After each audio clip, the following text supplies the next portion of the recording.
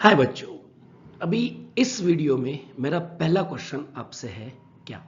तो देखिए, my first question in on home tax is leviable.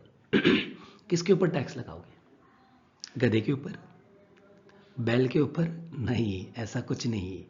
तो पता होना चाहिए। तो हमें एक्ट देता है डेफिनेशन ऑफ द पर्सन कि किसके ऊपर टैक्स लगाया जाए। इसके लिए पहले मालूम होना चाहिए कि कौन कौन उसमें इंक्लूड होता है। करेक्ट? तो ऑन दैट बेसिस हमें यहां पे पढ़ना पड़ेगा डेफिनेशन ऑफ किसका? पर्सन का। तो चलो आगे चलते हैं पर्सन का, बिना टाइम वेस्ट किए हुए पर्सन के डेफिनेशन पे।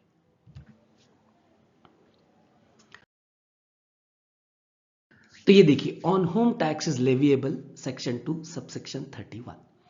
सेक्शन 2 सबसेक्शन 31 आपको क्या कहता है?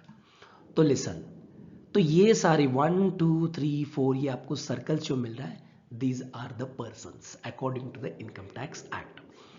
Individual, artificial judicial person, local authority, AOP BOI, company, LLP and Hindu divided undivided family. Correct?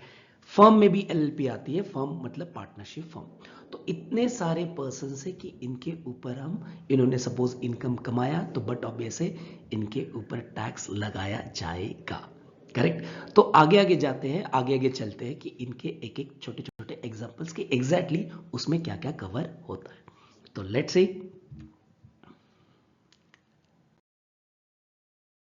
तो यहां पे देखिए, पहला आता है individual. Individual means natural person, like me, like आप, जो भी है इंडिविजुअल्स। तो इंडिविजुअल्स में कौन कौन आएगा? तो बट ऑब्वियसली यहां पे मैंने लिखा हुआ है mister Ram will be there, miss Radha will be there, mister Shyam will be there.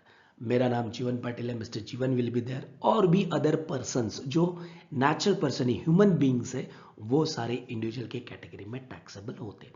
Suppose during the year इन्होंने इनकम कमाया होगा, प्रीवियस ईयर, वो बाद में देखते कि प्रीवियस ईयर क्या होता है। प्रीवियस ईयर में इन्होंने इनकम कमाया, मतलब जो साल मैंने डिसाइड किया हुआ है उस साल में मैंने इनकम कमाया, तो बट ऑफिस से मुझे इनकम टैक्स चार्ज होगा। तो चलो आगे चलते हैं हिंदू अनडिवाइडेड फैमिली के। तो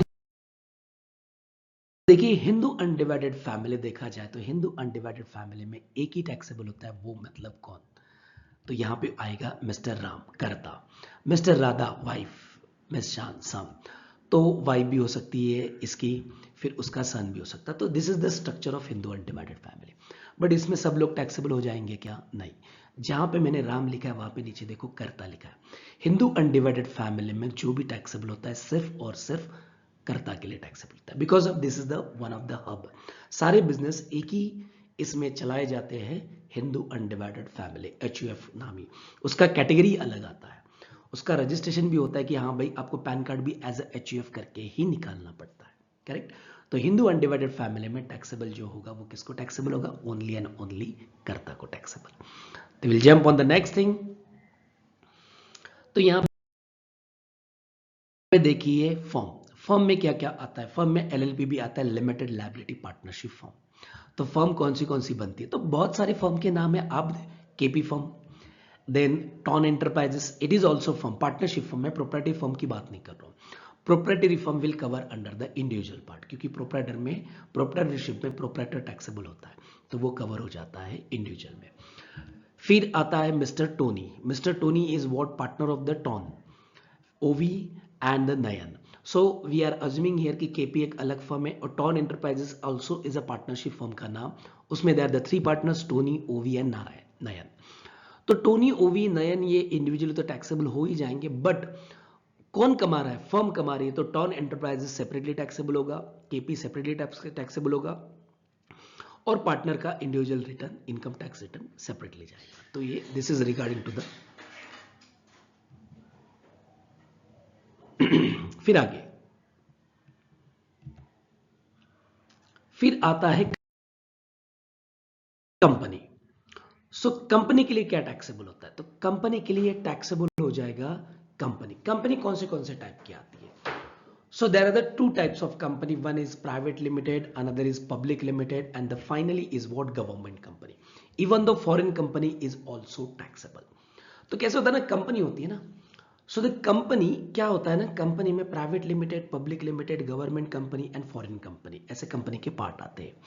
तो जो भी इनकम कमाएगी वो टैक्सेबल हो जाएगा। शेयर होल्डर जो रहेंगे उनको इंडिविजुअली शेयर होल्डर का टैक्सेबल हो जाएगा। तो कंपनी में मैंने आपको एग्जांपल दिए। उसके बाद वाले, उसके बाद आता है एओपी एंड बीओआई। तो एओपी और बीओआई का फुल फॉर्म होता है association of person and body of individual. Association of person में कौन सा आता है, कंपनी, फर्म वगैरह वगैरह साथ में आ सकती है। बॉडी ऑफ इंडिविजुअल मतलब सिर्फ इंडिविजुअल की बॉडी, मतलब ट्रस्ट। तो एग्जांपल दिया, कोई जॉइंट वेंचर हो, कोई कोऑपरेटिव सोसाइटीज हो, कोई ग्रुप ऑफ द पीपल हो। जैसे कि normally trust is form of body of individuals, correct. तो ट्रस्ट का होगा तो यहां पे आएगा, क्योंकि ट्रस्ट के लिए सेपरेट नाम नहीं लिखा हुआ है, तो ट्रस्ट का यहां पे सेपरेटली आ जाता है, एओपी और बीओ में टैक्सेबल हो जाती है, करेक्ट। उसके बाद आता है लोकल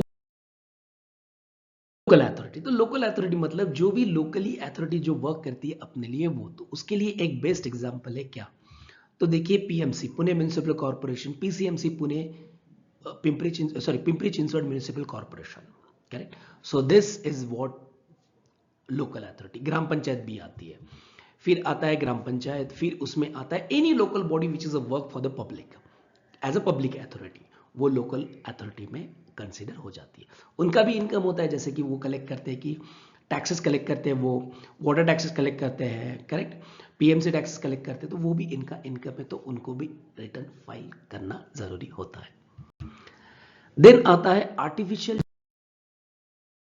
जुडिशियल पर्सन, एजेपी। तो आर्टिफिशियल जुडिशियल पर्सन के लिए एग्जैक्टली टैक्सेबल आप क्या करोगे, तो आर्टिफिशियल जुडिशियल पर्सन में कौन आता है, जो आर्टिफिशियली बना गया है। वैसे देखा जाए तो कंपनीज आर्टिफिशियल पर्सन, बट यहां पे created by the separate law, created by the separate law, तो उसमें कौन सा आता है, यूनिवर्सिटीज सारी, जैसे कि पुणे यूनिवर्सिटीज है, मुंबई यूनिवर्सिटीज है, it is created by the separate laws.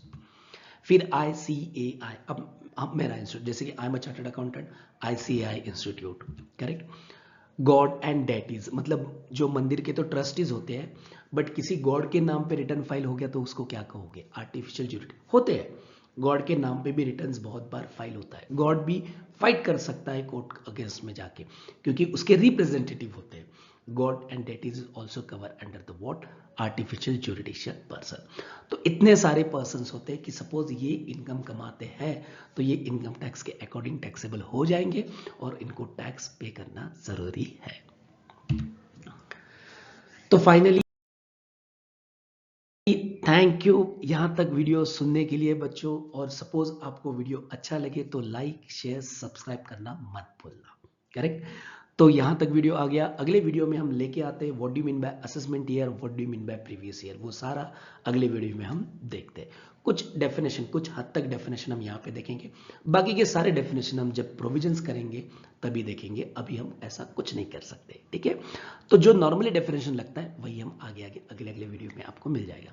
तो तब तक के लिए wait for that and thank you, and like करना मत भूलना।